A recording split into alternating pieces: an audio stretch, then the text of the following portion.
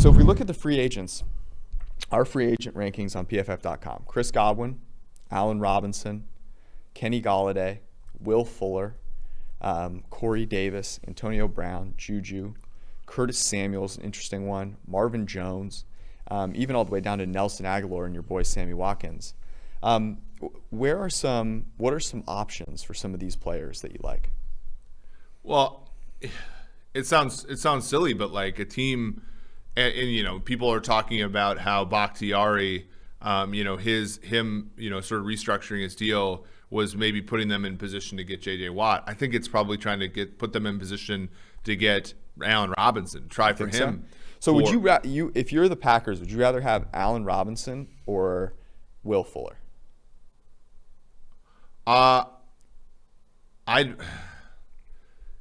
I'd rather have Allen Robinson because I know that he can be reliable, dependable. Like Will Fuller is a great, like, I don't know. This is silly because I obviously think they're both great, but like Will Fuller is not dependable at all.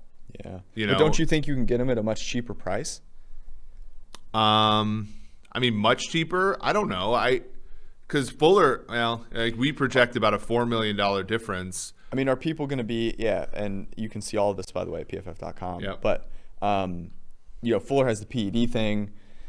He has the injury situation. He's never played a lot of snaps. But isn't Allen Robinson? If you're the Packers, do you actually need a speed guy?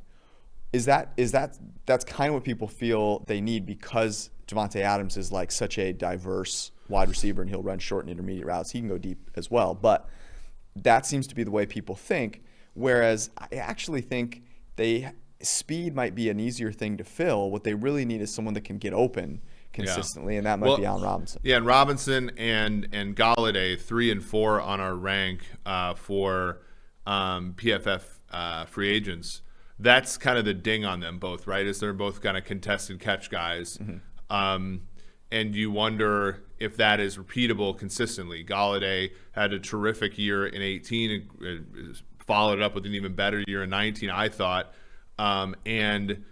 But like, you know, when plus you have the injury stuff, but you have the inability to separate the jump ball kind of stuff, that makes you a little bit worrisome. What about, so when you're looking at some of these teams, you're looking at Seattle, for example. Let's say Seattle. By the way, I found a really funny quote. So Marty Schottenheimer died on Monday, I think. I was watching a playoff game he was coaching, and he kicked a field goal on 4th and 1 from the 1 yard line to go up 10-6. And I read a this is worth it. I read a Los Angeles Times article where they asked him why. He was against the Raiders, who were in LA at the time. And they go, "Why'd you kick?" He goes, "Well, the day before I gambled. I was playing a video game with my son Brian, and I gambled and I missed." That's incredible. That's incredible, isn't it? Do you think he was actually being serious? Because I could see him being like, "I'm gonna fuck with this guy." And yeah, I mean, story. Like but it also doesn't surprise me at all. It wouldn't. I'm making fun of Marty because obviously, like he's like 7th all time in wins. Like he's unreal as far as a coach. But I found that to be the most hilarious thing I saw really all funny. week. And he mentions his son Brian, that's so good. The Seahawks coach. But no, I mean, like if you're like, let's say you are the Seattle Seahawks.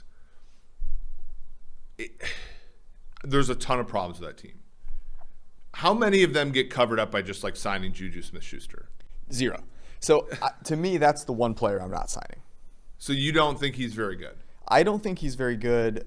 That's not really all of it. I think Juju's fine, but I don't really understand where the love is for Juju, especially because, so 70 PFF grade last year, 42nd among wide receivers in WAR. The year before, he was 103rd. In 2018, he had a good season. He was 14th. But, it's really hard for me to pay an average slot guy like Juju. Yeah, I think that's really like the question because you're going to pay him $17 a year. Like that's a lot to me. go draft a guy. In the third round. I think it might be smaller than that though, because you look at and again, like our guy, Brad and company, they do a great job. I'm not saying that like I dispute this measurement. I'm saying that the cap's lower. Mm-hmm. There's wide receivers all day. Like I'm updating the odds to become a first overall pick. By the way, did you know that the implied odds for Trevor Lawrence have gone on 2% over the last week? It's incredible. And I look at all the wide receivers: Smith, Waddle, Jamar Chase, probably the best of all of them. You got a few more trickling down there. I think some teams believe they can. And look, like last season, Robbie Anderson was number 2 ranked wide receiver, and he got basically nothing. Mm-hmm. So this might be a situation where people maybe rightly think, look, I'm not going to pay for a star wide receiver. I'm going to pay for depth there. Like thinking maybe they know that we've just figured out all along.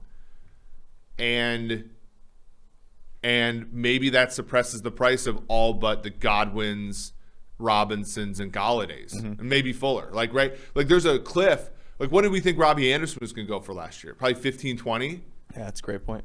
And now he had some personal stuff too. I'm curious, do you think Antonio Brown goes back to Tampa Bay? I got to think so. Well, it depends upon what they do with Godwin, but you have to think so. You have to think that they're going to try and go for 2. Antonio Brown, think about the NBA is sort of like this, right? There were some NBA players that would just follow LeBron, right? People are going to follow Brady. But what I think is interesting is Russell Wilson and to a lesser degree Aaron Rodgers speaking out, to me, is a lot about saying, look what the Bucs did for Tom Brady. I forget who made this point. It might have been Robert Mays, but that they're saying, look, I want you, meaning the team, to invest in my success and our success as a team the same way that the Bucs did for Tom Brady. So I think it puts a lot of these players at receiver in a kind of nice position, because there are going to be teams out there that are looking to win a Super Bowl and are like, I need this great wide receiver to be my third guy. It would not surprise me if Seattle went out and tried to do that. It wouldn't surprise me if Green Bay went out and tried to do that, or if any of those took a wide receiver in the draft, because there are some really good ones. And we saw, we saw Justin Jefferson, Chase Claypool have an immediate impact. By the way, if you talk about Justin Jefferson is one of my main thought processes about this research, which is Thielen, terrific season. Jefferson, an all-time rookie season. And that offense is still, not good enough to make the playoffs with, because their third wide receiver is Tajay Sharp and Chad Beebe. Yeah, that's a great point. You just need to give, if you think you have enough weapons on your offense, the Chiefs proved this in the Super Bowl. If you think you have enough, if you think you are throwing options out the ears at receiver, tight end, all that stuff, you probably need one more. Even Buffalo. No, of those, there isn't. I don't think there is a team, especially given that the Bucs have their two of their best 3 guys as free agents. You said it perfectly. There isn't a team that doesn't need more good wide receivers. Similarly, doesn't need more good defensive backs.